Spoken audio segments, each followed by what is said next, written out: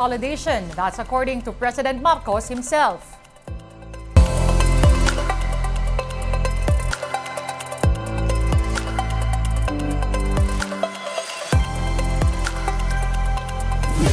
Fast, focused, and fearless, here's a roundup of stories we're watching now. I'm Denise Tang. One lawmaker makes a push for a deep dive into reports of alleged abuses by Pastor Apollo Quiboloy. The Senate will handle the probe. Here's Camille Samonte with the details. Senator Risa Hontiveros has filed a resolution calling for an investigation into supposed crimes involving the Kingdom of Jesus Christ, led by Apollo Quiboloy. There are reports reaching the senator's office about cases of human trafficking and sexual abuse. In a privileged speech, Hontiveros said there are KJC members who have come forward and are now crying for help. Nakakapangilabot ang kanilang mga kwento.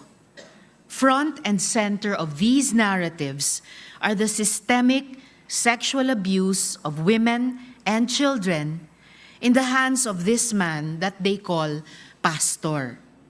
Members of KJC are allegedly being coerced to solicit donations and, if needed, beg for money that's supposed to go to scholarships. The group's believers are supposed to have quotas and are punished when they come up short of it. Nakausap ng opisina ko si Elias Jackson, 15 years old, noong na-recruit siya kasama ang kanyang pamilya. Naging isa siya sa mga bata na nakikita natin sa pang-araw-araw na umiikot sa ating lansangan. Hindi natin alam, may malagim pala na sinasapit yung mga batang di masyadong nakakadilihensya ng malaki sa paglilimos. Sila po ay pinapalo. 20 lashes, 50 lashes, 100 lashes. May isa pang nagkwento, pinapaddle din daw. I am in possession of testimonies to that effect. Senator Hontiveros said she has heard several other stories, including from one who was supposedly abused by KJC's influential leader. My office is in possession of an affidavit detailing the sexual abuse inflicted by Quiboloy himself on a minor. My office is in direct contact with a woman who, while not a minor when the sexual abuse happened, lives with the trauma it has brought and continues to fear for her safety. If it comes to pass, the Senate investigation will also zero in on Quiboloy's wealth and his other alleged criminal activities. May nakausap din ang aking opisina na mga preacher na naglahad ng iba pang mga krimen ni Quiboloy. Paano siya yumaman at paano niya tinatago ang kanyang yaman. These patterns and practices are persisting as we speak and sustaining his other criminal activities. Hindi lang po sa Pilipinas ang mga krimeng ito, kundi sa iba't ibang bahagi ng mundo. The international breadth of Apollo Quiboloy's criminal activities is truly astounding. Quiboloy, spiritual advisor to some powerful politicians, is already facing multiple accusations, including land grabbing, sex trafficking, fraud, misuse of visas, and money laundering. For News 5, Camille Samonte, We Are One News. Meantime, SMNI host Jeffrey Cas Eric Celes and Lorraine Badoy will soon be out of detention. They were held in contempt last week for eluding questions posed during a hearing of the House Committee on Legislative Franchises. Panel Chair Gus Tambunting and House Secretary General Reginald Velasco signed the release. Tambunting said Celes and Badoy are being let out for humanitarian reasons. Some lawmakers want Chinese ambassador to the Philippines, Wang Shilian, removed. That's on the heels of latest attacks against Filipino vessels in the West Philippine Sea. Senator Francis Tolentino said the recall of Wang Shilian is the strongest message the country can send to China. Tolentino also dismissed worries that such move can worsen tensions, saying it's time that Manila responds to Beijing's actions. For his part, Senator J.V. Ejercito believes that Wang is just igniting an already tense Philippine-China relations. The senator also accused the ambassador of being a bully, citing an incident when Wang supposedly and literally pointed a finger at AFP chief Romeo Bronner. In Ejercito's own words, he tells the Chinese ambassador to go home, "You're not wanted here." China has filed a complaint with the Philippines over the recent WPS encounter. But before this, Manila has already filed a number of diplomatic protests over Beijing's maritime incursions. So far, the Marcos administration has lodged 130 diplomatic protests, 63 of which were filed this year. The latest complaint stemmed from Chinese vessels firing water cannons at Filipino resupply boats in Bajo de Masinloc and Ayungin Shoal. The DFA has also summoned Chinese Ambassador Wang Shilian over the matter. The rising tensions bring to fore the direct communication mechanism that President Bongbong Marcos and Chinese President Xi Jinping earlier agreed on. This pact is supposed to create a direct line of communication between the two nations to avoid disputes in the West Philippine Sea. But the DFA has doubts that the deal will hold. We're asking the same thing. Because there is a dissonance between what is being said and promised between what's happening in the waters. We're bringing you more stories after this quick break. Keep it here on One News.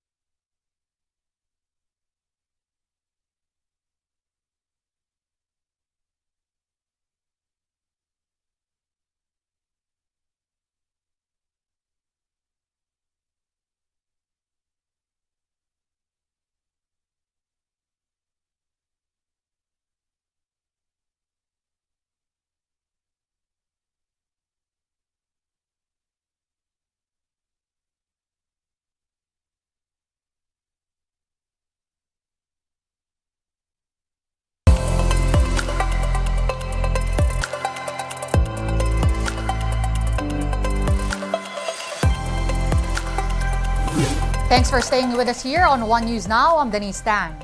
One of the alleged gunmen in the shooting of a couple inside a bus in Nueva Ecija last month has been arrested. The supposed assassin was captured in Dalasag, Aurora on November 20, 5 days after the shooting incident in Caranglan, Nueva Ecija. Based on the extrajudicial confession of the suspect, a son of the female victim known only as Tisoy ordered the hit. The lawyer of the alleged mastermind behind the contract killing denied the allegation. The arrested suspect and 4 others are now facing murder charges. Tinawagan siya actually ng informant namin, tapos sabi niya nasa Tarlac siya. However, may mga nag-gather kami mga information na he's hiding somewhere in Dalasag, Aurora and about to lead towards Isabela. We are saddened na ganun yung nangyari, pero we have evidence to show, no? Yung video evidence at saka may CCTV evidence kami na pwede naming magamit sa korte. The December 31 deadline for consolidation of jeepneys will no longer be extended, according to President Bongbong Marcos. This decision was made after the chief executive met with transport officials. So far, Marcos Jr. said 70% of all operators have committed to consolidation under the PUV modernization program. He explained that this is why they cannot let the minority cause further delays that will affect majority of operators, banks, and the public. Transport Group Piston has earlier announced a transport strike for December 14 and 15 in protest of the December 31 deadline for consolidation. The group is also planning to question the legality of the PUV modernization program before the Supreme Court. As in previous maritime encounters, China has its own version of the latest water cannon attacks in the West Philippine Sea. This is a 29-second video released by the Chinese Coast Guard. The footage shows a CCG ship training its water cannons at a Filipino vessel, an act that Beijing has described as professional and restrained. The resupply boat of the Philippines can be seen approaching the Chinese ship and colliding with it shortly after. Now, according to China, the Philippine vessel became aggressive and intentionally rammed their vessel. So we are taking this very seriously. But is this an act of war? We don't think so. No, this is just part of the cat and mouse game that China seems to be utilizing to further its own interest. But